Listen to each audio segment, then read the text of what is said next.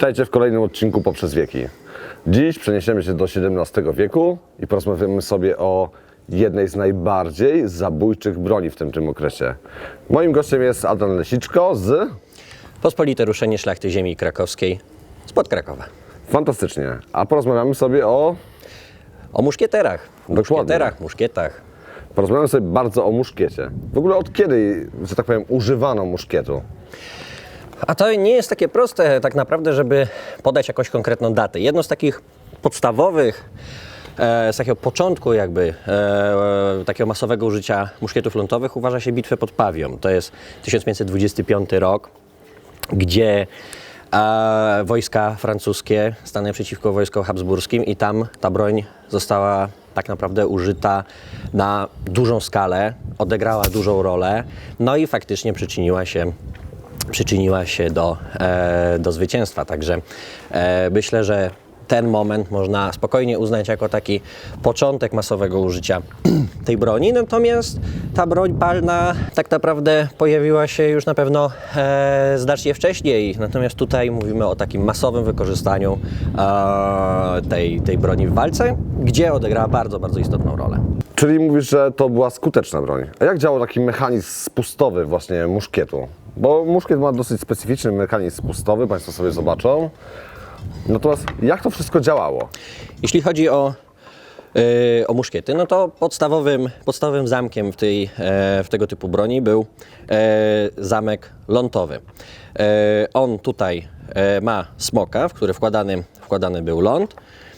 Mamy również panewkę. Na tej panewce znajdował się proch i po zasypaniu tej panewki prochem, zamknięciu, kolejnych czynnościach związanych z ładowaniem, później ta broń była kładziona na takim specjalnym urządzeniu, otwierana była panewka, naciskany był spust i rozpalony ląd odpalał proch na panewce, który odpalał proch w lufie i następował wystrzał. To był bardzo prosty i bardzo, można powiedzieć, jak na te czasy niezawodny sposób odpalania broni. Mamy różnego rodzaju zamki, o których opowiemy za chwilę. Natomiast wiodącym tutaj zamkiem był jednak zamek lądowy. Prosty, dość niezawodny i dość skuteczny jak na owe czasy. Aha, to był taki szczyt techniki w owym czasie, czy to jest po prostu jeden z wielu zamków? Jeden z wielu, to jest tak naprawdę ewolucja właśnie tego typu odpalania broni już od XV wieku tak naprawdę, gdzie odpalano jakimś rozżarzonym na przykład prętem czy innym przyrządem ten proch i zapalony proch na panewce odpalał właśnie proch w lufie. Tutaj już jest to taka udoskonalona, szczytowa, można powiedzieć, wersja odpalania broni, bardzo doskonała jak na owe czasy, no i jak powiedziałem, bardzo, bardzo skuteczna. W takich pulwersakach znajdowała się jedna miarka prochu, która umożliwiała nam skuteczny strzał. Czyli jedna miarka to jest taka miarka na jeden strzał. Tak, która umożliwiała nam tutaj jeden skuteczny strzał, była odmierzona odpowiednia mniej więcej ilość prochu, wiadomo, oni tam dokładnie w gramach tego nie mierzyli. No i nasypujemy proch do lufy, wyciągamy pobijak, stempel i ubijamy proch w lufie. Po ubiciu prochu w lufie stempel był chowany i przechodziliśmy z powrotem z muszkietem do takiej pozycji. Zbieraliśmy sobie tutaj forkiet i przechodziliśmy do tej pozycji. Fasowany tutaj był również, czyli wkładany ląd zapalony. W tym momencie już mamy muszkiet gotowy do strzału. Później padała druga komenda, bo wszystkie poprzednie czynności były opisywane przez jedną komendę, Mach euch fertig, czyli przygotować się tak naprawdę do strzału. Później była komenda Legt an, czyli przechodziliśmy do takiej pozycji i byliśmy gotowi do oddania strzału. Ważne jest, żeby też w odpowiednim miejscu położyć ten muszkiet, żeby on nam tutaj nie przeważał ani do przodu, ani do tyłu.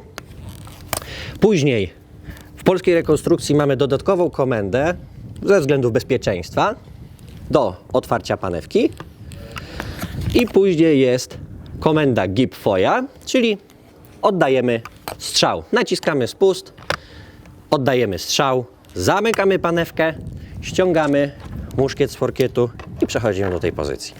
Panie Ofen! Gitfeuer! Powiedziałeś kilka razy, że używano lądu. Co to w ogóle był ląd?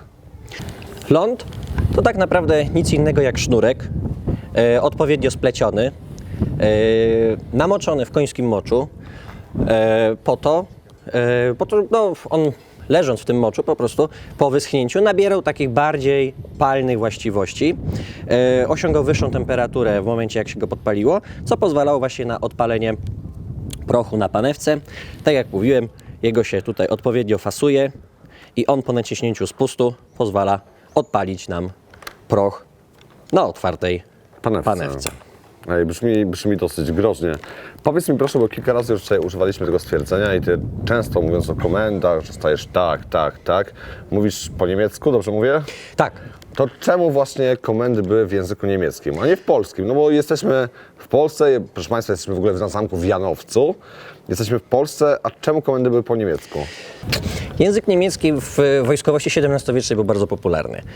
Tak naprawdę większość kadry oficerskiej pochodziła właśnie z terenów niemieckojęzycznych. Aha. I pomimo, że podkomendni bardzo często nie znali tego języka, to byli na tyle osłuchani w tych komendach, że reagowali odpowiednio na poszczególne komendy, a ci oficerowie pochodzili właśnie z zachodu Europy tak naprawdę, bo tam była wykształcona kadra oficerska w tym kierunku, cała ta wojskowość tak naprawdę ma swoje korzenie na zachodzie Europy, Niderlandach, w Cesarstwie Habsburskim, więc ta kadra oficerska była po prostu ściągana na teren Rzeczpospolitej, na tereny Carstwa Moskiewskiego i tam właśnie w ten sposób to funkcjonowało. Czyli często oficerowie to byli Niemcy, Hiszpanie, Holendrzy pewnie. I to oznacza, że w takim układzie język niemiecki był wtedy jak teraz język angielski, że znał go każdy, czy też trochę nie? Znaczy, jeśli chodzi o kadrę oficerską, to tak. To był właśnie główny język, w którym posługiwali się ich oficerowie w autoramencie zachodnioeuropejskim. I tak jak powiedziałeś, to było troszeczkę jak obecnie język angielski i dominował ten język niemiecki właśnie wśród kadry oficerskiej, pomimo że podkomendni tego języka nie rozumieli, ale reagowali na to. Nie oszukujmy się, na pewno dokładnie tak było, więc ktoś coś mówił po niemiecku, teraz Państwo też może nie lubią, jak się mówi do nich po niemiecku, no ale tak też było. Dobra, pogadaliśmy sobie, jeżeli chodzi o języki, pogadaliśmy sobie, jak działa ta wspaniała broń, a powiedz mi proszę jeszcze, co było taką ważną częścią muszkietera, jak w ogóle był ubrany muszkieter, w co był wyposażony, jak to sobie wszystko działało, bo no, jesteś specjalistą, więc musisz wiedzieć. Jeśli chodzi o muszkietera, no to oczywiście posiadał muszkiet, tak jak powiedzieliśmy, muszkiet lądowy. Oprócz tego przez pierwszą połowę wieku XVII, przez niemalże cały wiek XVI, nieodłączną częścią był forkiet, czyli... Tak, czyli to, co pokazywałeś, że można wesprzeć broń. Tak. Tutaj przed oddaniem strzału opieramy sobie wtedy muszkiet na forkiecie i jesteśmy w stanie oddać Adrian, ale w miarę możliwości. powiedz mi proszę, bo nasi widzowie pewnie będą ciekawi, czy to, nie wiem, pomaga celować, czy jest tylko do tego, żeby Ci było lżej, no bo muszkiet jednak swoje waży, jakby na to nie patrzeć. Tak. Muszkiet jest bronią dość ciężką. Odciążało to i ułatwiało celowanie, oddanie strzału, ale no, nie da się ukryć, że również poprawiało celność przy oddawaniu tego strzału. Mówisz dość ciężką, czyli mniej więcej? No te muszkiety potrafiły ważyć 4, 5, czasem nawet i więcej kilogramów, bo to jest jednak broń dość ciężka, szczególnie właśnie w tym okresie XVI wieku, początek XVII. Później ta broń była stopniowo odchudzana. Znaczy, widzą Państwo, w takim układzie 5 kg noszone przez ileś godzin bitwy, w tom i z powrotem, podnoszone i opuszczane, no to jednak rzeczywiście taka siłownia, wiecie, przez cały dzień. Dobra, ale wracamy cały czas do stroju muszkietera. Co ten muszkieter miał jeszcze na sobie? Oprócz tego, no muszkieterem tak naprawdę, oprócz muszkietu, furkietu, czyni bandolier, czyli skórzany pas, do którego przywiązywane pulwersaki, tak jak powiedziałem, pojemniczki, w którym jest... Gdzieś słyszałem, że po polsku w swoim czasie to było 12 apostołów.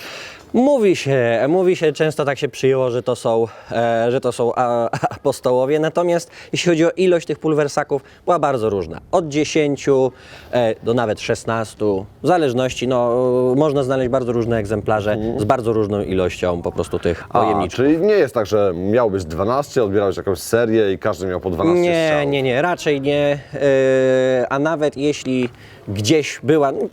Być może jeśli powstawał w jednej manufakturze były produkowane te bandoliery, to być może wtedy robili je w odpowiedniej ilości sztuk, jeśli chodzi o te pulwersaki. Natomiast było to bardzo różne i bardzo różne znaleziska tutaj w muzeach możemy znaleźć. No dobra, czyli mamy bandolier, a poza tym? Do bandolieru również przymocowana jest prochownica, którą pokazywałem wcześniej. Czyli do podsypywania na panewkę. Prochu na panewkę, tak. Tutaj mamy drobniejszy proch niż w pulwersakach. I one były też bardzo różne. Tutaj mamy na takiej sprężynce, która nam uniemożliwia niekontrolowane wysypanie się prochu. Tutaj znajdowało się sporo też tego prochu właśnie po to, żeby podsypywać ten proch na panewkę. Aha. To co jeszcze miał muszkieter? Często, ale nie zawsze, również występowała różnego rodzaju broń boczna. Bardzo często była to broń boczna prosta, różnego rodzaju właśnie wariacje zachodnioeuropejskie, jeśli chodzi o miecze. Tutaj mamy dużo bardziej zdobny egzemplarz, natomiast bardzo często była to broń bardzo, bardzo prosta. A niejednokrotnie też w ogóle nie było broni bocznej i wtedy muszkieter po prostu posługiwał się muszkietem do walki wręcz. Czyli muszkietem jak maczugą? Czy... Tak, jednak jest to broń masywna i również mamy niejednokrotnie na obrazach przedstawienia, jak muszkieterzy walczą właśnie muszkietami wręcz. Bardzo ciekawa sprawa, proszę Państwa, trzeba przyznać. No bo nie chciałbym być po drugiej stronie takiej maczugi, którą można dostać w głowę. No jeżeli ona waży rzeczywiście 5 kg, to mogło być to przykre doświadczenie. Czyli to jest straszliwa broń, a powiedz mi proszę, jak ona jest naprawdę celna? No bo są różne legendy, jeżeli Państwo wiedzą, jeżeli chodzi o celność tej broni. No bo to jest prosta broń, jesteśmy w XVII wieku, x lat temu. I czy ona była celna, czy niecelna? Jeśli chodzi o celność tej broni, ona jest zaskakująco duża, ponieważ na naszych testach na strzelnicy, które odbywaliśmy, udawało nam się trafić spotki od kawy z odległości Naprawdę? 25 metrów. Z tej rury, że tak powiem? Tak. I to nie były to przypadki, bo powtarzaliśmy te strzały i faktycznie odpowiednio oddany strzał pozwala zniszczyć spodek od kawy z 25 około metrów, więc celność jest zaskakująco duża, natomiast pamiętajmy, że ta broń była używana w bardzo dużej ilości z reguły i jej jakby takim głównym charakterem i cechą było zasypanie po prostu przeciwnika w miarę możliwości jak najszybciej, największą ilością kul, prawda? Dlatego oddziały funkcjonowały bardzo często również w strzelaniu salwami, żeby w jak najkrótszym czasie oddać jak najwięcej strzałów w kierunku przeciwnika, a to się też przekładało na jej śmiercionośność tak naprawdę. No bo jakby nie patrzeć, w XVII wieku to jest takie bardzo niebezpieczne narzędzie, które pustoszy pola bitwy poza jazdą. Tak. Natomiast jeśli chodzi o zasięg tej broni, no to ten zasięg skuteczny jest niewielki, to jest około 50-60 metrów, gdzie tu kończy się już celność, a zaczyna się tak naprawdę już losowość. No i z każdym metrem skuteczność tej broni jest po prostu dużo, dużo słabsza.